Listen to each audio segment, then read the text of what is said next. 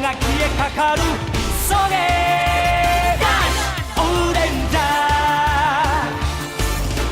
ー熱い血流れる鋼のマシン Welcome to the Super Sentai Brothers. This is episode 5 of For Your Eyes Ohranger, the internet's best and only podcast dedicated to Chouriki Sentai Ohranger. Every week we watch an episode of the show and we share our thoughts with you, the listener. My name is Matt J. With me as always is my co-host and brother Dave. Dave, how you doing today, bud? Pretty good, man. Saturday. Had a very relaxing day. Nice. Just chilling. Very cool. Sort of a nice, relaxing, gray, rainy day to stay inside and do other stuff. Yeah. Well, speaking of doing other stuff, Matt. Yes, today we are, yet again. Back in the saddle. We are going to be watching episode 5 of Chouriki Sentai Ohranger today. It is called Fierce Love, The Burning Brothers. But before we get into that, Dave, shining in the heavens, there are 5 stars. What is our first star of the week? Matt. Dave? Our first... Okay, listen. I love the show that we do. And I love Super Sentai. I'm glad. Yeah. It's kind of too late to change gears now. It would be weird, but Beth and I, we sat down this afternoon to watch a movie. The twins were taking a nap. We're like, let's just watch a movie. We pull up Netflix, right? Like you do. Sure. And we're just sort of browsing around, looking around. And Beth sees a live-action television show, and it is called Blazing Transfer Student.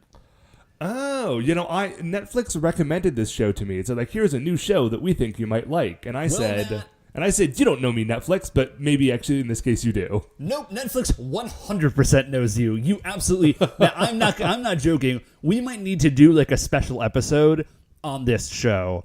It's okay. So here, quickly, give me the bones here. Tell me what's up with this thing. Here's the very quick version of this. Blazing Transfer Student was originally, I looked this up, was originally a manga that ran from like 1983 to 1985. And it is about like a dude who transfers to a school, and all disagreements in the school are solved with fights, and so he like learns how to be a fighter, and he like wins the heart of the girl or something. I just read a synopsis. Anyways. Reasonable. Yeah, so this is based on that sort of. The main character from that manga is the principal of a high school. Now, to be clear, this is a live-action television show. He is definitely from a manga. The part is played by a life-size statue. Oh, okay. Of the character who is a robot. Wait. So the character from in the show is not a human. That is correct. Okay. Everyone else is a human. The principal is the character from the manga who is played by a life-size robot. The school I think it's called Tanabe High School, and here's the deal with Tanabe High School. You can only transfer in, and the only people that go there basically are the protagonists from other anime series or manga series. Okay. That are about being like the best possible version of like a seemingly mundane thing. Okay. So, if you were like the captain of the swim team, but you're like the captain of the swim team in a swim team manga where like everything about the swim team like is a metaphor for life and you get superpowers related to being on the swim team, then you will get transferred to this high school. So the entire student body of the high school is protagonists from other animes. Okay. With me so far? I'm with you. Yeah, there are 7 main characters. They all have the same first name. Okay. Which is like significant in a way that I don't understand yet, because we're only 4 episodes into it. Because after we watched the first one, we obviously just kept watching it. So there is like a nerd, a gangster, a boxer, a beautiful boy, a like samurai, and then there are 2 characters that like I'm not sure what their deal is yet. And they are the 7 main characters, and they're all color-coded. When you first show up to Tanabe High School, your ranking is determined by Transfer Student Pro Wrestling, which is... So they all have to do pro wrestling against each other, which at first they rebel against, but eventually they do.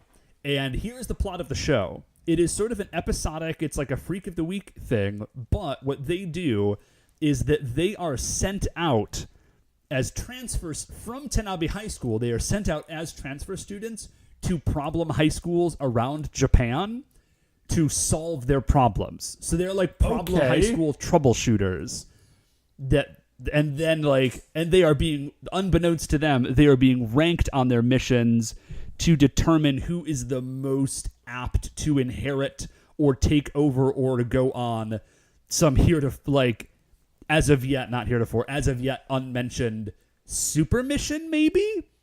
Okay. Yup. They all have, the characters all have finishing moves. Well, that's only reasonable. Yeah. The finishing moves are just animated, which is amazing. And they all have they do all have one finishing move that is the same, which is National Rail Service Fist or something like that, where their fist glows and then they punch and then a holographic train shoots out of their fist and they can all do it. I don't know why that is either. It's just a thing. Okay. Yeah, so that's that's just a taste of what an episode of Super Sentai Brothers Watch Blazing Transfer Students would look like. That sounds Matt, you should watch this show. It's pretty incredible. We had planned to watch a movie. We just watched an hour and a half of this show. And we're probably going to watch more tonight, or we'll watch Punisher, which just came out, which we're not watching because the babies were awake. But once they're asleep, it might be Punisher time.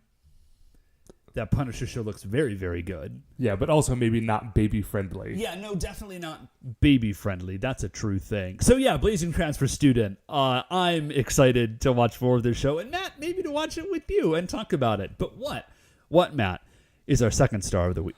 Dave's second star of the week is a great thing that I watched, and I'm not going to talk too much about it because you have not seen it yet, and I know that you are going to. But dude, I saw Thor Ragnarok. Oh, man. I do want to see that movie. Yeah, I really want to see it. And let me tell you, dude, I don't, like I said, I don't want to go really into the movie so much because I don't want to give anything away. Appreciate that. But what let me give you some 100% non-spoiler things that I thought about the movie. Okay. That I think are interesting. At this point, the Marvel Cinematic Universe, and listeners, hi. Hey, listeners, now I'm talking directly to you. I know we talk about the Marvel Cinematic Universe a lot, and I hope you're not sick of it. Stick with me just a few minutes here. Back to you, Dave. I think what's really interesting is at this point, it's been going on for a cool decade, and I think there are 15 movies or something dumb like that, plus all the TV shows. And so it has gotten to the point where not only can it tell a cool story without having to explain itself, because it's really just it has done all this work laying it's stuff just down. in there now, we're good. It's just in the DNA, Hulk and Loki are in this movie. They have been in a movie together, but they haven't been in a movie together since Avengers. Right. And so we get to sort of see that sort of stuff. But nice. I feel what's cool about it is that they can tell stories in the movies that are it's a very cool Thor story. But that version of that Thor story would never happen in the comic books because that's just not where the comics are. That's not who Thor in the comics is. And so we're getting to a point where we're getting to not only using the movies as a tool to adapt the comics, but also in a way to tell new stories that are non-adaptations, but I mean, okay, this movie is still pretty heavily adapted. I was going to say, it is still, my understanding is that there is a lot of adaptation, but it's not a direct transfer from something. It's not oh yeah, this is the Civil War event. Oh yeah, that's Ultron. This is a big, crazy mashup that didn't exist in the comics. Right, it's 1/3 Planet Hulk, 1/3 a big chunk of Simonson's run on Thor, and then the last third is just Marvel movie stuff that kind of works alongside all the rest of it. It's really good. And Dave, it is super funny. It is funny. Okay, remember when you saw the first Guardians of the Galaxy movie and you thought, oh man, this movie is hilarious and fun and fresh in a way that none of the other ones had been in a long time? Yeah. And then you saw the second Guardians movie a few years later and you're oh, This is still funny, but it doesn't feel as fresh as Guardians because it's kind of the same aesthetic as the first one. So it was similarly good, but not similarly like knock your socks off fun. Yes, I know precisely what you're saying. Thor Ragnarok has that same feeling from the first Guardians movie. Like, it is like laugh out loud funny through huge parts of it. And a lot of that is that the director of this movie, and I pulled up his name so I would be able to spell it or pronounce it, and then I accidentally closed the tab while we were opening up the show. I think it's Taika Waititi. Oh, yes, man. I think that is correct. Yeah, and he also does the voice of one of the characters in the movie. Is amazing. Katie and I went to go see Thor last week, and then when we got home, we finally got around to watching the vampire movie, What We Do in the Shadows, which I had never seen before, but he is in and directed. Oh, nice. Oh, Matt, it is, when you flip 2 letters, it is just to give the man the respect he deserves. It's Taika Waititi. Thank you. Yeah. But yeah, that is if you can't get out to the movies to go see Thor Ragnarok, but you do definitely want some of that sweet comedy flavor, check out What We Do in the Shadows. It is on Amazon Prime. And I'm not going to go like super deep into that because we need to keep rolling. It is a mockumentary about vampires in New Zealand. It's amazing. Nice. No, that sounds amazing, man. I'm super, super looking forward to Thor. It sounds fantastic. But you know what else would be fantastic, Dave, is if you were to tell me about our third Star of the Week. So our third Star of the Week, Matt, is about something that happened that was not fantastic. It was just... I shouldn't laugh about this. It was just a man that I passed on the street that was having a very bad day. All right. It was just having such an unusual bad day that I felt the need to talk about it. Well, please. So this is your forum. I was just running a quick errand, and I pull up behind this car at the end of my street, and its flashers are on. It's like, oh well, anytime somebody's flashes are on in the middle of the street, like, that's a little bit of a bummer. So I pull around, and I see that the reason that this dude's flashers are on is that and he is in the car, mind you, is that his left rear wheel is just gone. Oh. Like, it's just not there. It's not flat. It's just missing. Now, the tire or the whole wheel structure? No. The entire wheel. Like, I can see this dude's rotors. Now, as I was driving back from the errand, he was still there, and he had a jack under it. So clearly, like, something had happened, and someone had removed the wheel from this car. Gotcha. But the thing that also put it was like a semi-new car, not like brand new, but like semi-new. And it still had temporary tags on it. Oh, no. So, like, this poor dude, like, just bought this car.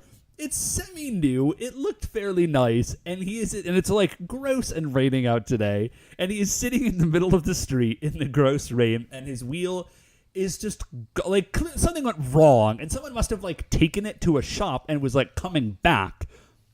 But he couldn't just leave his car there, so he's just stuck in this car with no wheel. And I was just like, man, brother, that's just a bad day. Like, man, that's not great. There's nothing worse than when a wheel just decides that it is done with your car. Because that did happen to me once, not while I was driving it, but my old 1988 Honda Civic hatchback. I remember I drove it to a sandwich shop. I went in to go get a sandwich. When I was done with the sandwich, I went back out to my car, and the wheel had just fallen off. Like, dude, the bit that connects the wheel to the undercarriage, like the body of the car, had just rusted away so completely that, like, in that half an hour, it had just decided that it was no more, and it would never be anymore, because there was nothing left to bolt it back into, because the underside of that car was so thoroughly rusted. And it was just one of those moments you look at it like, well, yeah, I guess that's it. Like, you can't even be mad. Like, there's nothing to do. It's just dead.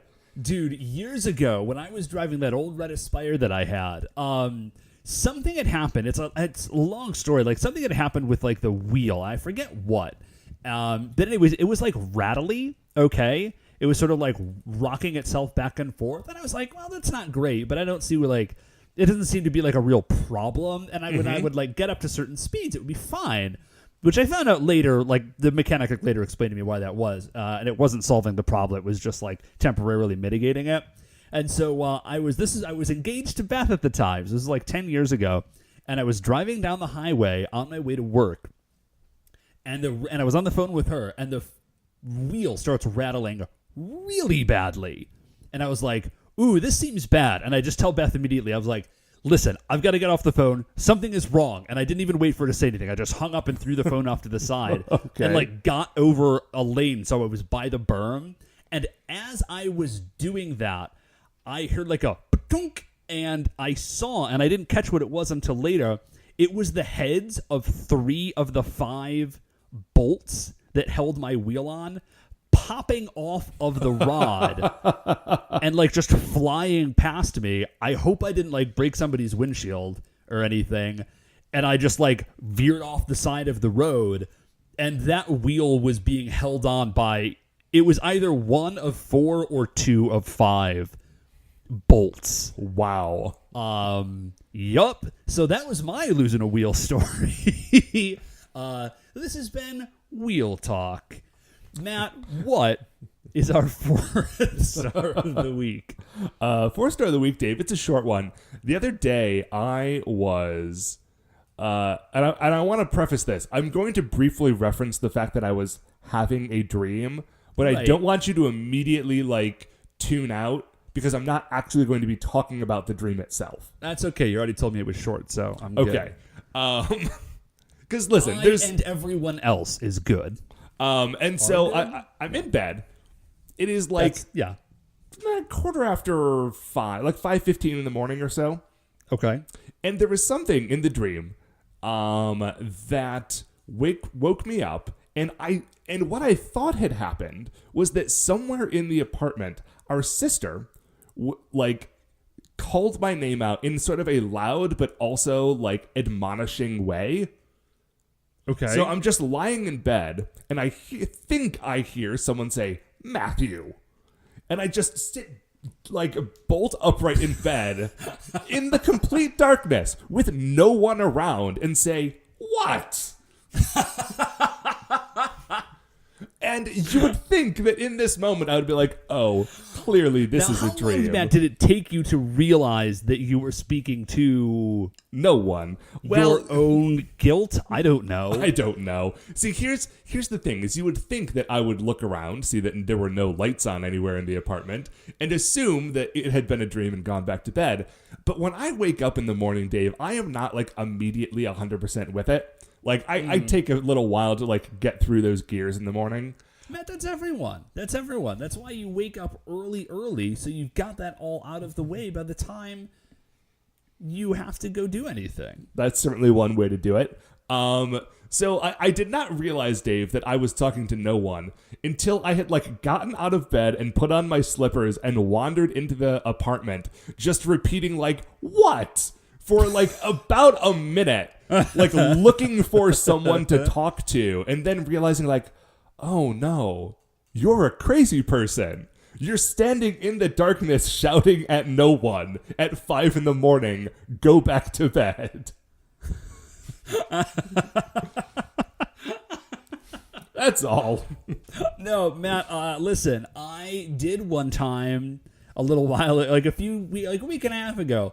I got both babies out of bed because they were crying and managed to get all the way downstairs and halfway through making bottles before I looked at a clock and realized it was 1:30 in the morning. So it's cool. I'm there with you, man. What? What, Matt, is our 4th star of the week? Dave, our 5th star of the week, rather, is a bit of dubious advertising that I saw recently that I wanted to share with you. It's like the best type of advertising. I know, right? This was advertising for the Enterprise Rental Car Agency. And it is apparently, or was recently, being sponsored by whichever new Transformers movie was coming out. Last night, I want to say. I don't know when it came out. But the thing I really want to talk about.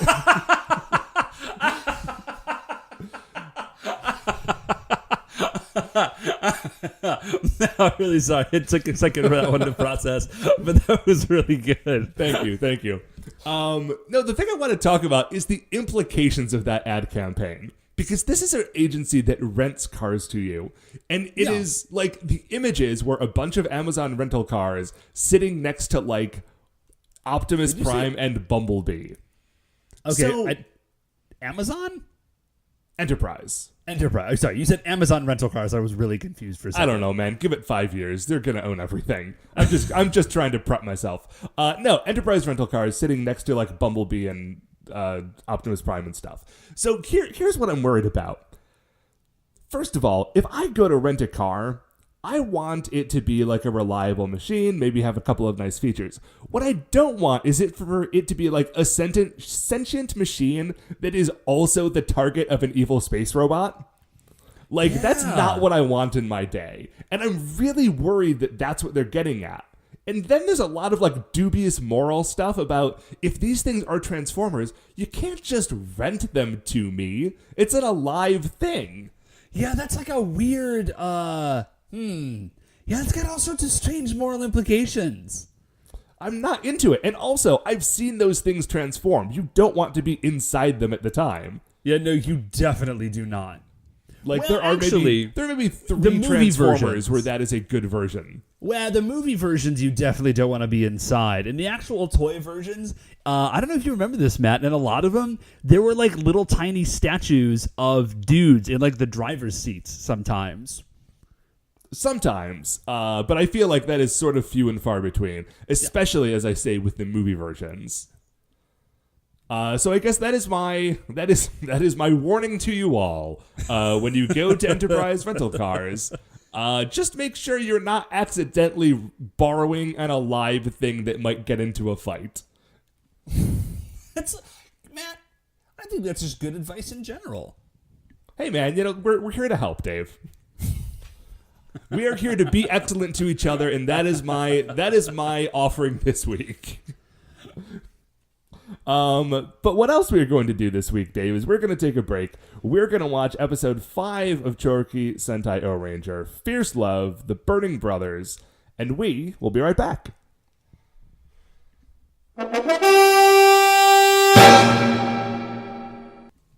All right, welcome back. So we have just finished watching episode 5.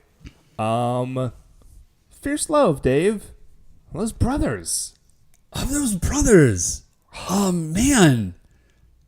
Ohranger is raw, man. Ohranger is exceedingly raw. Now, part of this is that having a brother, I am always like especially a soft touch when it comes to brother stories. Oh, yeah, no, me too, absolutely. Oh, hey, Matt, speaking of being brothers and family, happy Thanksgiving to everybody who's listening.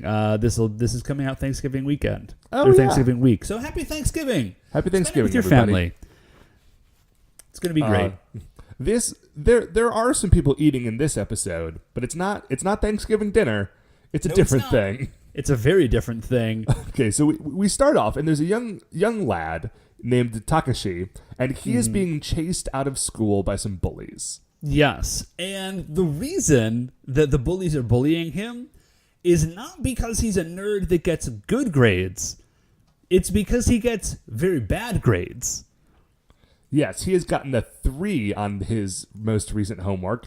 I don't know what that's in reference to. It might be out of 4. It might be out of 27. 27 seems like a stretch, but... That seems like an odd number. But yeah, so he's gotten a 3. He's gotten a very bad grade, which, listen, there is a stereotype joke to be made there. This is a Japanese show, so I feel like I could get away with it, but I'm not going to do that. I just want to note that it's there. Yeah, like this kid ain't Billy. He's not getting made fun of because he's an egghead. Right. So anyways, these bullies are bullying. Is it Takashi, right? Takashi, yeah. So these bullies are bullying Takashi, and his big brother shows up. We do get his name eventually. Oh, do we? I do not have it anywhere in my notes. It's like they mention it one time, and his name is Tsuyoshi. So Tsuyoshi, okay. Yeah, he is the big brother. And it looks as though Tsuyoshi has like shown up just to save Takashi. This is not really the case. He does scare the bullies away like by his presence, and so he saves Takashi in that sense. But Takashi's just like, big brother, like, awesome, thank you so much, you're the best. And Tsuyoshi is like, you are weak and pathetic, and I have no brother. Yeah, so like he did not come to save Takashi. He just happened to be walking past. Yeah, which is ice cold, Tsuyoshi. Oh, what? It is exceedingly cold. And Takashi is like, dude, come on, like, be cool. And Tsuyoshi's like, no, man, like, get away from me. I'm going home. So like, I don't want to walk with you. Yeah, Yuji arrives, and Yuji just said, like, he's like, hey, man, you guys are brothers. Brothers need to stick together. And Tsuyoshi says, I don't want a brother like Takashi. I forget exactly what he says, but he's like, but whatever he says, it's exceedingly cruel. It's just, like an awful thing to say. Now, in that moment, Barracactus arrives. Barracactus won.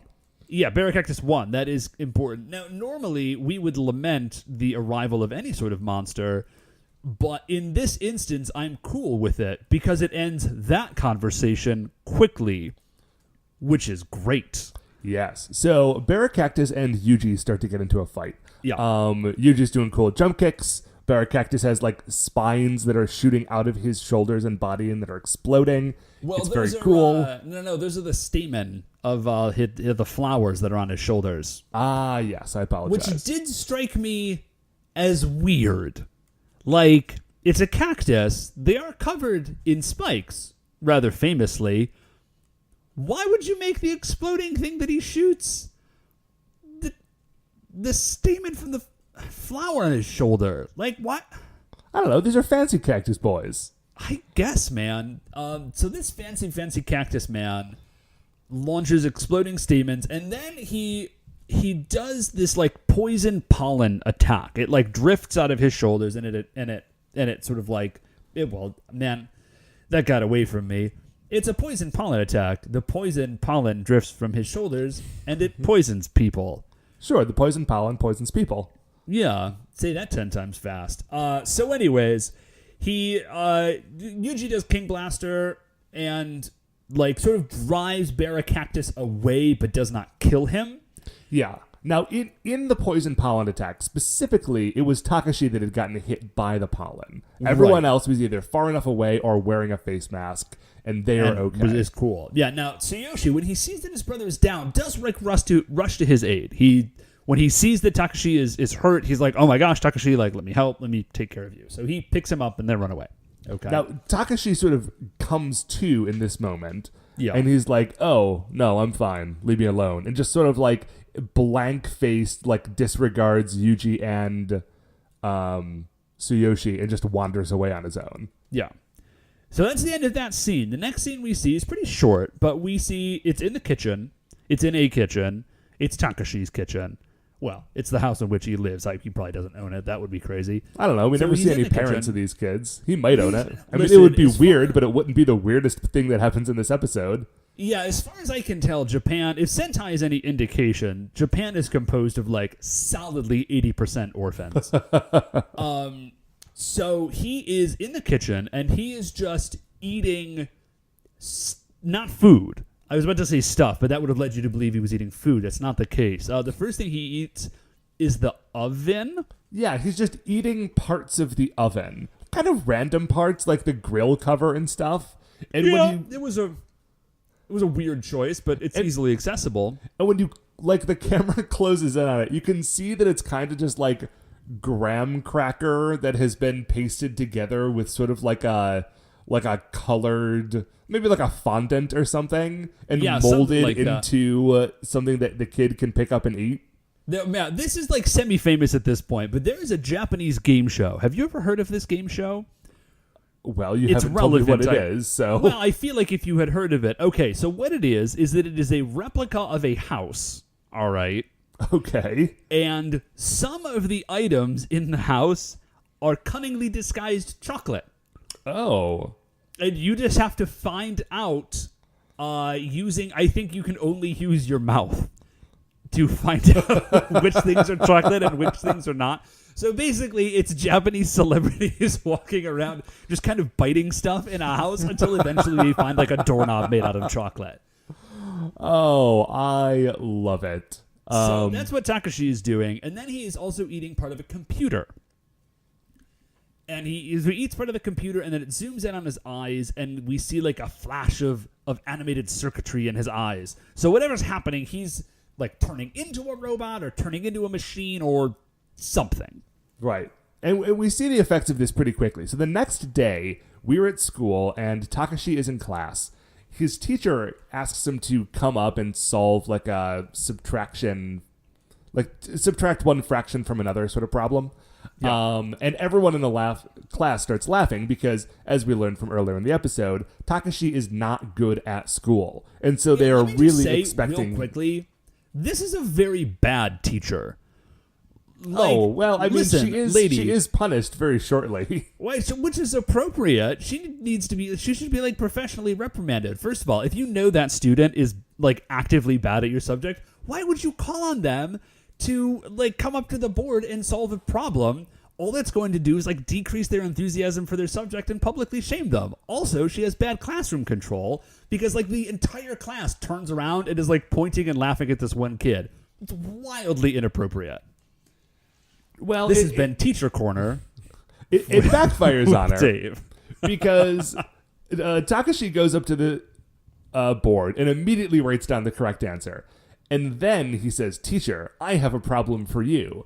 And he just starts writing like, "Man, I'm bad at math and I don't know what this equation is. Is this, there's sines and cosines in it. Is this trigonometry?" Matt, I have a vague guess that might be true, but anyway, he writes out this very long formula and says like, "Teacher, can you answer this problem?" And the teacher, who's like an elementary school math teacher, and probably if she ever had to do this, did it in college 10 years ago, was like, she I'm not going to say she panics, but she freezes up, definitely. She flop sweats, definitely. Yeah. And she's like, I cannot.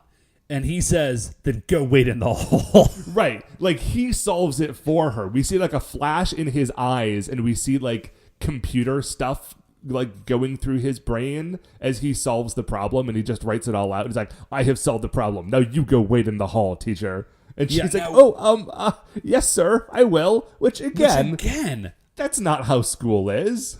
Yeah, like the one who is best at math is not automatically the teacher and able to punish everyone else. Well, Matt, I probably shouldn't say this out loud, but that actually is how school works. That's why you have to have like a master's degree, is so you can maintain your mastery over class. At any moment, they can challenge you to an academic duel and take control of your classroom. Any student can declare war, effectively, and if they can defeat you, then they become the teacher, and you're out of a job. It doesn't happen a lot.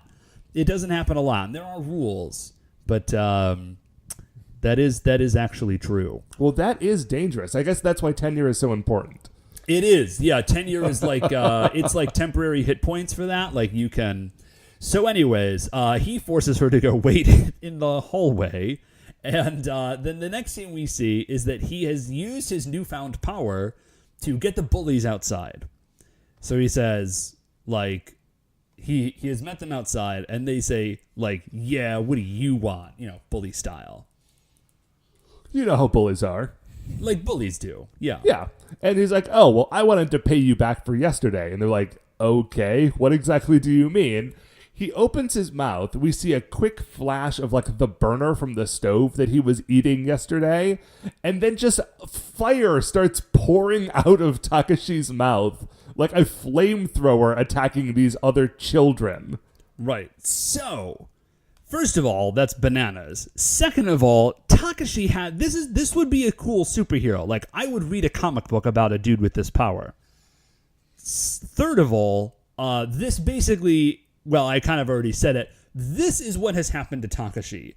he has gained the ability through this poison pollen to consume, and he clearly doesn't have to consume like all of it. Or even like the relevant part of it. Yeah, he like consumes pieces of machinery and like absorbs, there's no way that this makes sense, but like absorbs their machine DNA and like can then replicate the powers of that machine in his own body.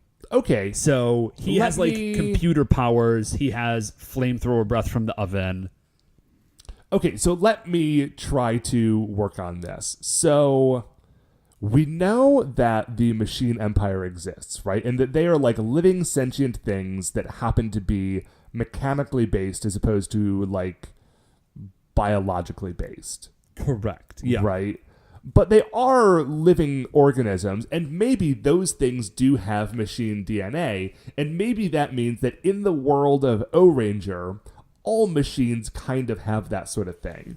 And so when Takashi is hit with this pollen, which is probably some sort of like nanobot thing. No, yes, precisely. Like it rewires his body to be able to process the machine DNA and like repurpose eating like a part of the stovetop into having flamethrower breath. Love it, Matt. So he is attacking. They like just run away. I think he doesn't actually. So right after this happens, Tsuyoshi runs up and sort of like asks Takashi like what's going on. And clearly he has missed all of this stuff because his immediate response is not like, hey, bro, what's with the flamethrower breath? Yeah, he does not. He just is like, are you okay? What were those bullies doing back here? And Takashi sort of I forget what he says, but he's just like, you're not my brother. And he like shoves him really hard. And he is this where he says that he has no use for filthy humans? It's about to be, yeah. Like, so Takashi also seems to have some, at least, degree of, like, super strength. So Tsuyoshi goes flying. You know how strong ovens are. Right. Yuji goes... Then Yuji is just there. And, like, dive catches Tsuyoshi out of mid-air. And then they land. And Yuji says, Takashi, like, what are you doing? Why are you attacking your brother? And Takashi looks at him and, like, waves his finger and says, as you mentioned, Matt, I have no use for filthy humans. Well, at least he's forthright. Right. And then that scene ends, and Yuji is just back at the base. So...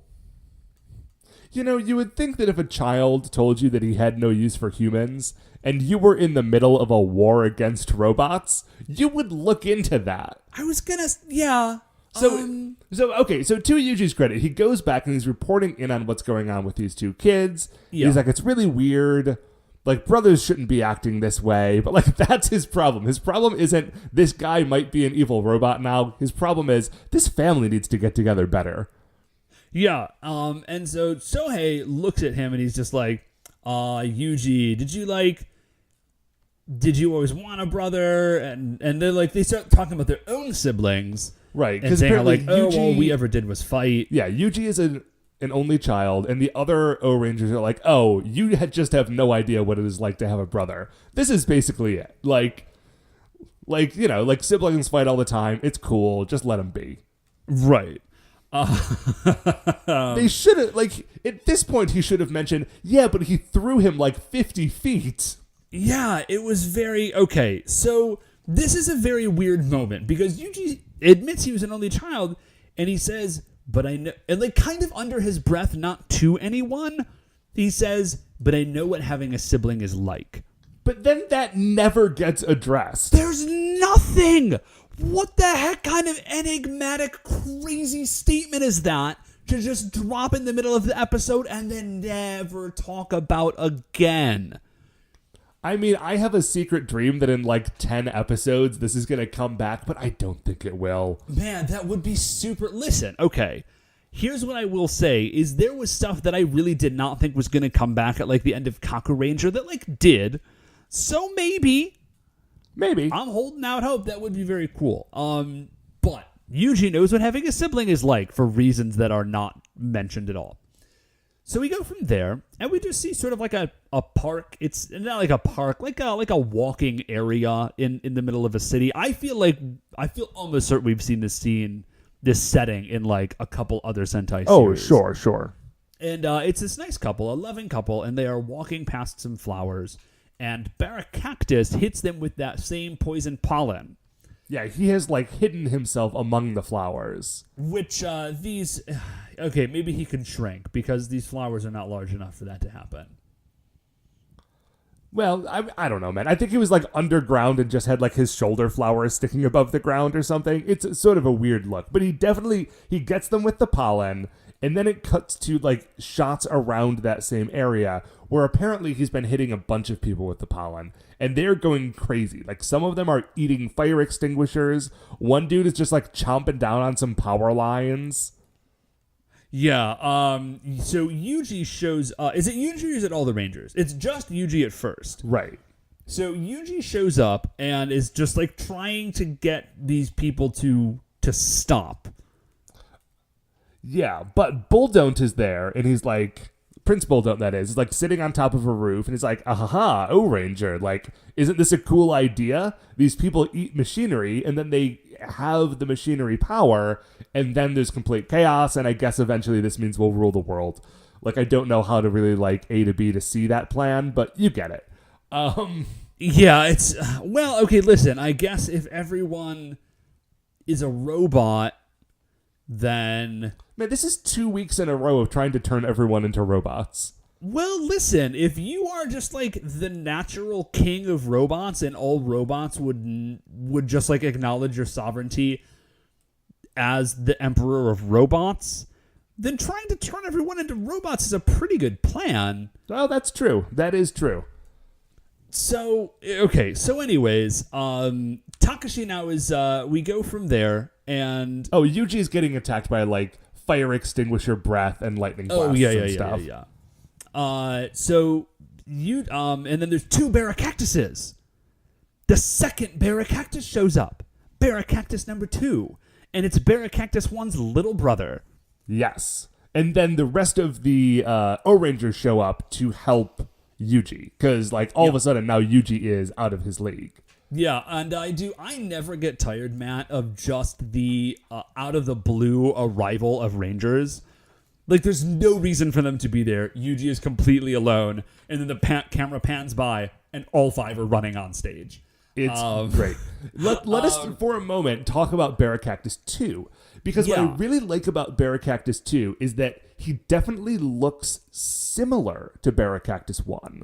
But not the exact same. Like, he's got the same general template, but, like, the design details and the colors and, like, the shape of the flowers on his shoulders and, like, his head design are all kind of different. Like, these dudes look like they are of a pair, but not twins. Like, they're just brothers. I really love it.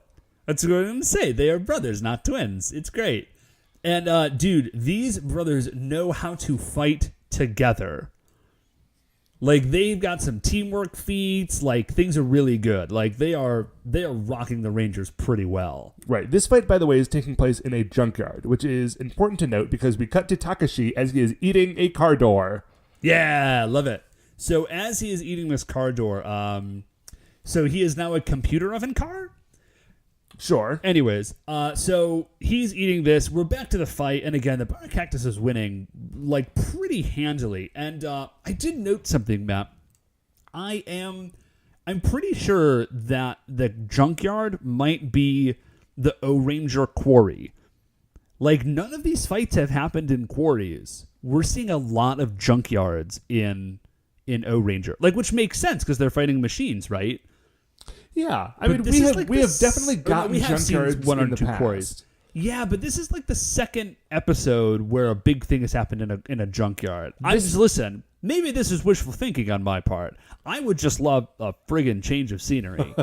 Well, let's keep our eyes open for that as the season goes on. I think that would be an interesting tally to keep, like quarries versus junkyards. So they're fighting, and you can tell that this fight has been going on for a while.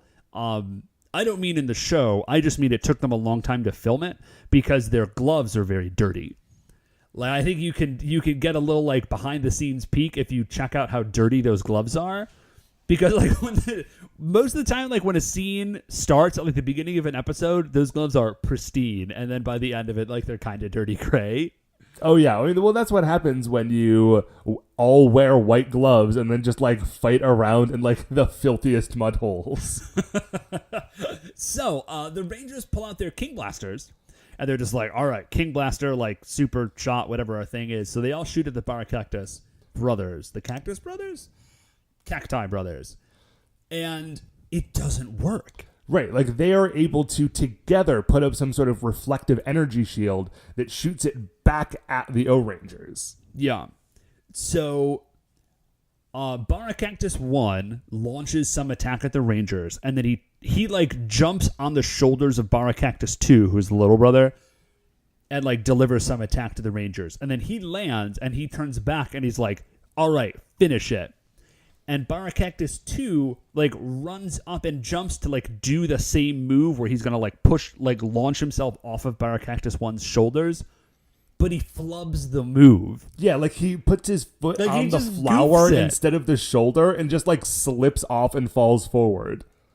It's, oh my gosh, it's amazing. And which we've just never seen before. Like, we've never seen a bad guy just face like plant on their finishing move. It's very good. So this is happening, Tsuyoji is trying to get Takashi away from this fight. So like Takashi keeps trying to like eat everything around him, but Tsuyoji is just dragging him away. Yeah. And as all of this like final attack stuff is happening, a tire falls over and like lands on Tsuyoji's foot, and he's trapped. He's like, no, Takashi, like, go on without me. Like, get to safety. It's okay. Yeah. Now, they actually have a moment of peace because Baracactus 1 is so furious that Baracactus 2 has goofed the second move that he temporarily stops attacking the Rangers and starts attacking his own brother. Like, you dumb idiot. I can't, like, we had it. I can't believe you dropped the last moment.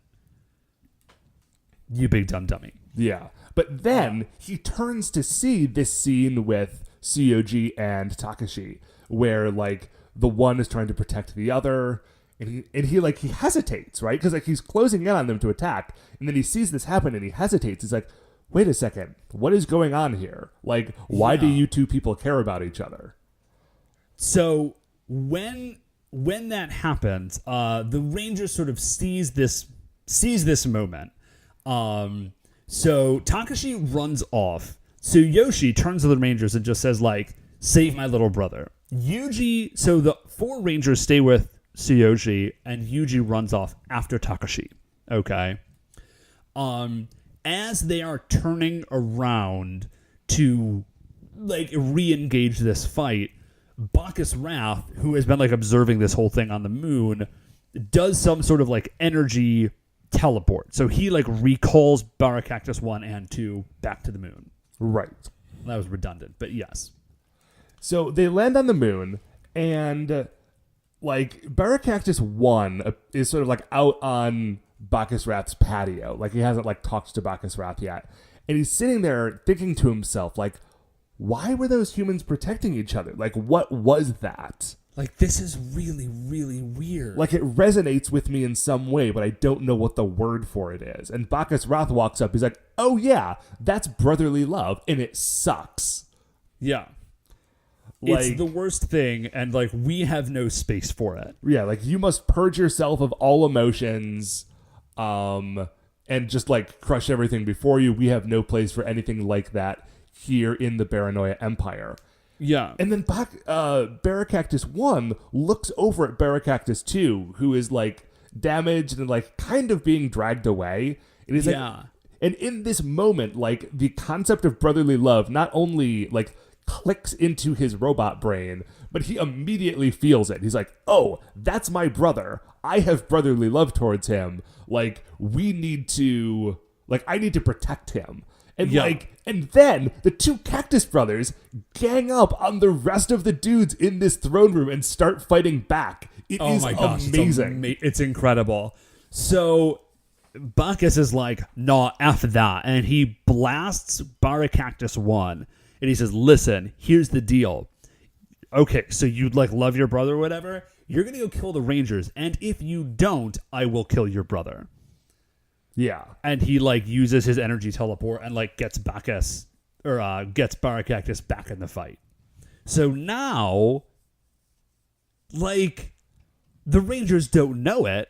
But Baracactus is it's like no longer a bad guy, kind of. Yeah, like he's still trying to like attack them, but it is not the same as it was a few minutes ago. Yeah. So we flip from there and we see Takashi, and Takashi has like knocked over a policeman and taken his revolver. in a moment that looks extremely shocking, just puts the barrel of this gun in his mouth. And I know he's doing it to eat the gun, but like, guys, that is some bad imagery. Well, okay, I think you and I know that, and Takashi knows it. I don't think the policeman knows it. Because the policeman is just like, no, stop, don't, like, what are you doing? When he points the gun at himself. So I think they acknowledge the fact that it does look like Takashi is about to shoot himself. He doesn't. He just eats that gun, which is fantastic. And then we cut back to the fight between the four Rangers who had sort of stayed behind and Baracactus 1. And Baracactus 1 is like kind of doing well, but like you can tell that he's not as focused as he was a minute ago. Yeah. We flip back to Takashi, and Yuji has just arrived. And he's like, Takashi, like, come to your senses. What's wrong? Are you okay? Like, you know, just like trying to get through to him. Takashi totally ignores Yuji and just says, Lord Baracactus is in danger. I have to help. And just runs away. And then the next scene we see, it's back to the fight. And Baracactus at this point is basically lost. And the Rangers are about to finish him off. But Takashi runs up and basically is like human shields this. He stands in between the Rangers and Baracactus. But he's not just a shield. He is also like a flamethrower, and he now has a gun hand. And when I say he has a gun hand, it's super weird. Yes, he is not like... He doesn't have like a Mega Man gun arm. He has like... It is though someone just like took his hand and melded it into a revolver. Like it kind of like the colors transition, and it's just like his hand is just like kind of this lump around the base of where the revolver is. It's a special cool effect. Prosthetic. It looks it's really cool as a prosthetic, but as something to look at, it is deeply troubling. Yeah. So so he shoots at them with the gun hand. He uses the fire breath. And they're like, what are we going to do? Like, we can't attack this little boy. And in this moment, Tsuyoshi arrives. And he sort of interposes himself between Takashi and the Rangers. And he makes an admission. He says, Takashi, it's not that I didn't love you. I was just being mean to you to toughen you up. Like, you couldn't rely on me all the time. You needed to be able to stand on your own, and that's why I was so mean to you. Which, I mean... It's not a good plan. Move, Tsuyoshi. Right, but, you know, his heart's in the right place. Right, he's just a dumb kid. Yeah, he just doesn't know how people work. But he does love his brother. So he is staring down the face of Takashi's gun hand. Now, when you say staring down the face... Staring down the barrel of... sorry. You know. I wanted to get back to face there, because at this point, Takashi is pointing this gun, which, again, does not look like a sci-fi laser pistol. It just looks like a gun at his brother's forehead. It's just not a great image. No, but that's sort of happening in the background. And in this moment, because Baracactus has sort of gotten back in the fight, and he has hit Goro, and Goro drops a Star Riser, his sword, and sort of flies across the courtyard where they're fighting and lands in the foreground of the shot where the two brothers are. Yes. So Tsuyoshi, he like reaches out, he takes Takashi's gun hand in his own hands and is like, my brother, like, Takashi, like, you need to You need to work past this. Like, don't do this. And it works. It works. Takashi becomes human again, and the gun hand just fades away, basically. And they hug, and it's great. It's the best. And so he says, like, let's fight, Takashi, me and you, as brothers, together. So good. Love it. So they run over to the Star Riser, and they're going to go pick it up to, like, go attack a Barracactus with it. And as they're going to do this, Yuji rolls up, and he's like, hey, guys, let me fight with you. I always wished that I had brothers like you guys. You guys are great. So they all three pick up Star Riser and just sort of run forward with it as though it's like a battering ram, which is like not a great way to use that weapon probably, but like I understand the symbolism. I was going to say, practically, like, if we're shooting this episode, I can't think of another way that 3 people could attack one dude with one sword. Yeah. So they just like they run in and they just stab him like all together. And then the Rangers get back up. They got the breather that they needed. And then they use their King Blasters or the King Smashers. And then that is the end of... Well, it seems like the end of Barracactus. It's certainly the end of this fight. Yeah, it's the end of this fight. And he gets teleported away again. Crazy. So what's going on? We got to what in any other episode would be the end of the episode. We see the 2 brothers. They're playing soccer with a bunch of other kids. Like, Tsuyoji passes the ball to Takashi, who kicks it in, and he gets the goal, and everyone's happy. And the Ohrangers are sort of off to the side of the soccer field, like, watching all this happen. And Yuji's like, yeah, you know, like, this is good. I'm glad that they're working together again. And Sohei looks at him, and he's just like, Yuji, do you just want a big brother? I'll be your big brother. Like, from this day forth, I am your big brother. Come here, give me a hug. Right, but he, like, doesn't take it. He's not being serious. He's, like, clearly making fun of Yuji, and, like, Yuji gets that. Which, like, Sohei, come on. Like, that's very uncool. Like, Yuji has just expressed this, like, deep, like, you know they're friends. Like, they've been working together for a long time. They've said as much in the previous episode. So, like, they're really good pals. You've just discovered this important thing about Yuji, that he always wanted a brother, and you choose this moment to make fun of him about it? I don't know. I actually kind of like this, because I wouldn't like it if these guys weren't old friends, but since they are, like, this definitely just, like, the look on Shohei's face is like, this is going to be great.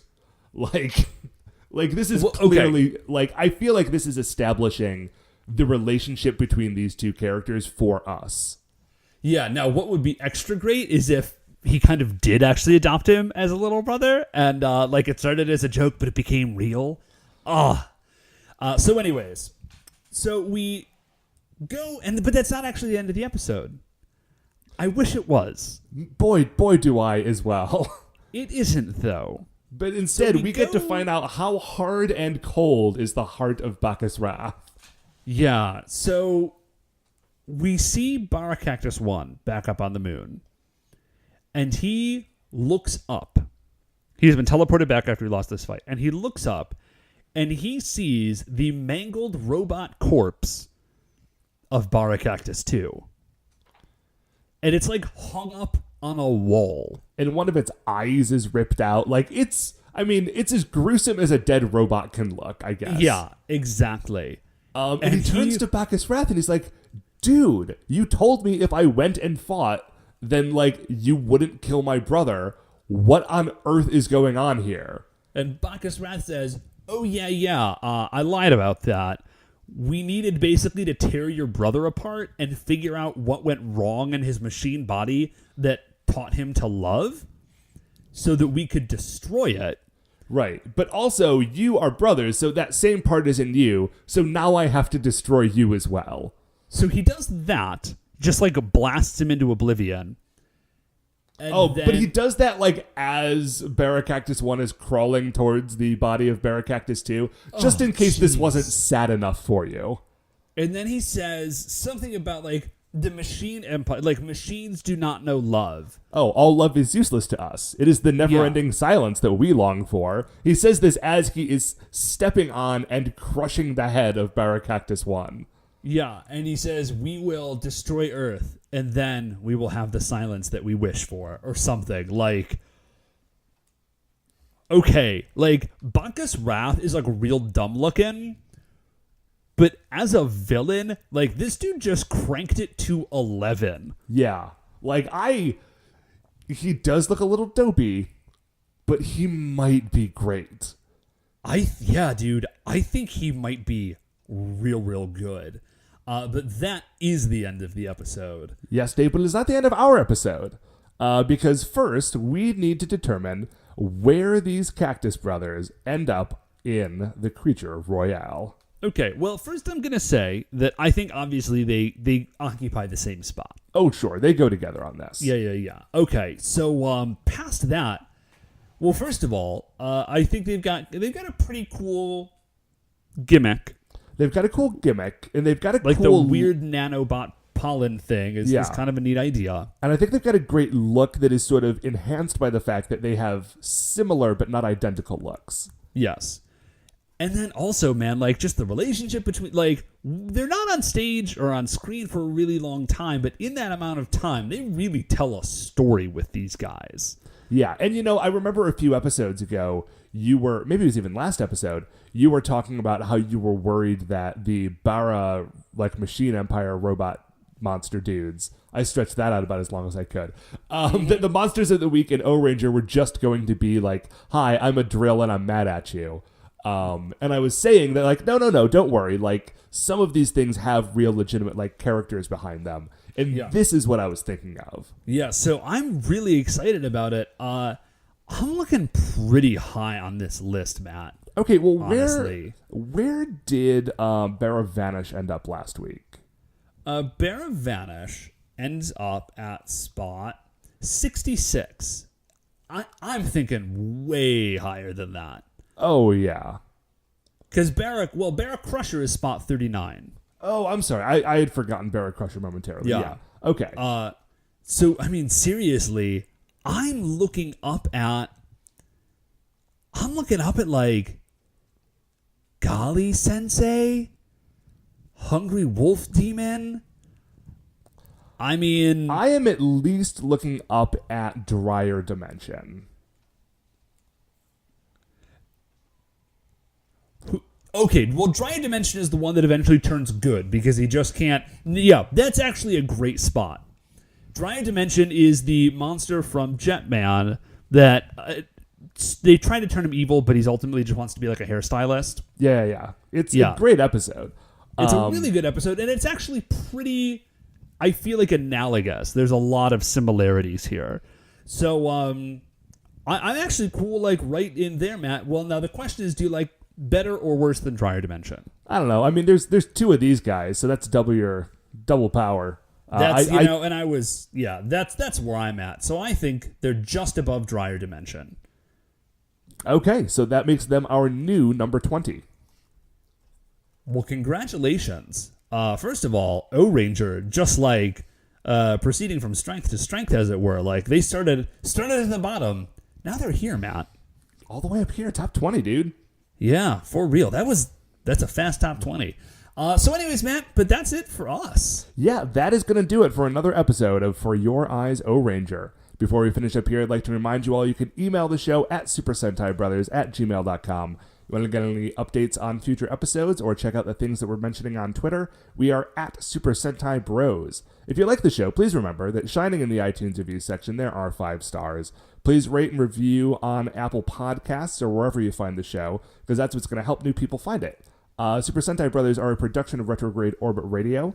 To find any of the other great Retrograde Orbit Radio shows, you can do so at retrogradeorbitradio.com. Once again, we're the Super Sentai Brothers. I'm Matt. I'm Dave. And we'll see you next week for the greatest show on Earth.